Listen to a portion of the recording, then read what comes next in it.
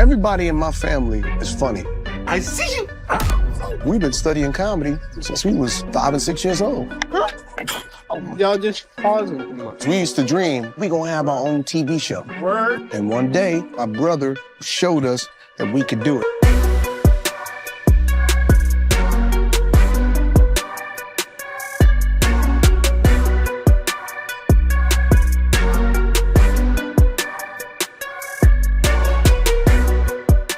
When we talk dynasties in entertainment, there's the Barrymores, there's the Jacksons, and then there's the Wayans family. For over 3 decades, the Wayans name has been synonymous with comedy, innovation, and cultural impact. Keenen, Damon, Sean, and Marlon didn't just break into Hollywood. They rewrote the rules. And the proof is in the blueprint they left behind. Keenen is the mastermind who cracked open the door. In 1990, he launched In Living Color, a sketch show that didn't just entertain, it disrupted television. It gave us sketches rooted in black culture, hip-hop references, and political satire, all unapologetically bold. Without In Living Color, there's no Chappelle's Show, no Key and Peele.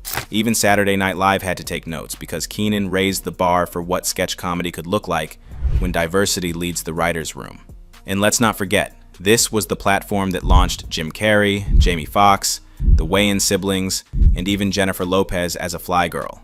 Keenen wasn't just making people laugh. He was building careers or some of the most talented people at 21st century. Another century-defining moment was its impact on television. In Living Color also laid the groundwork for what is now the Super Bowl halftime show. That is impact.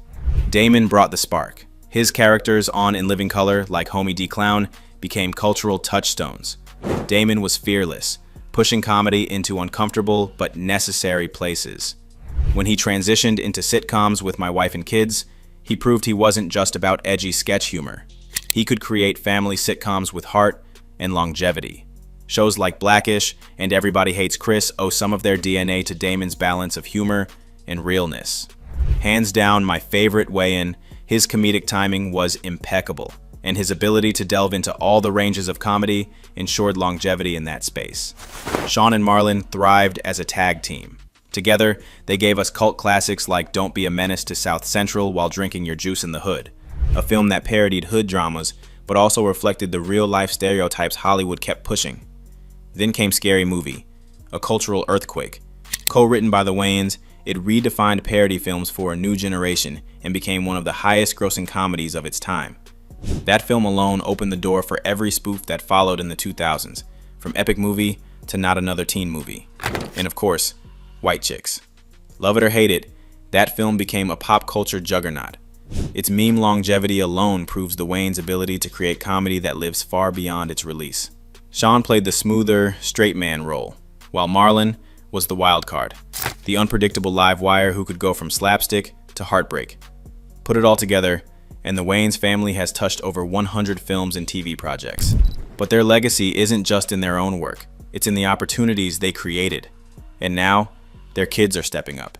Damon Wayans Jr. has already made his mark with Happy Endings and New Girl.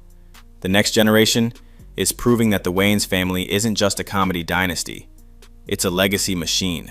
So when we look back at comedy in the last 30 years, you can't tell the story without the Wayans.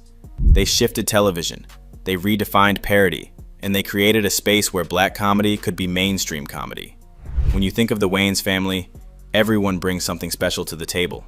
But Marlon Wayans, he's the wild card, the one who can shift from over-the-top slapstick to Oscar-worthy drama without missing a beat. Marlon's career has been a journey through every corner of entertainment. Comedy, he's mastered it. With his brother Sean, he co-wrote and starred in Scary Movie, one of the most successful parody franchises ever. He turned White Chicks into a cultural landmark that's still quoted and memed nearly 2 decades later. And his work on the Wayans brothers sitcom cemented him as a TV star. But Marlon didn't stop at comedy. He's proven he can go deep. In Darren Aronofsky's Requiem for a Dream, Marlon gave a heartbreaking performance that shocked people who only knew him for laughs. That role showed the world that behind all the energy and goofiness is an actor with serious dramatic chops. On top of that, he's been a writer, a producer, a stand-up comedian, and even a dramatic storyteller in his own projects like Marlon on NBC and his stand-up special, Wokish. He's always reinventing himself. never content to stay in one lane. Because when you look at his career, from parody king to dramatic powerhouse, Marlon Wayans has shown us one thing: he can do it all.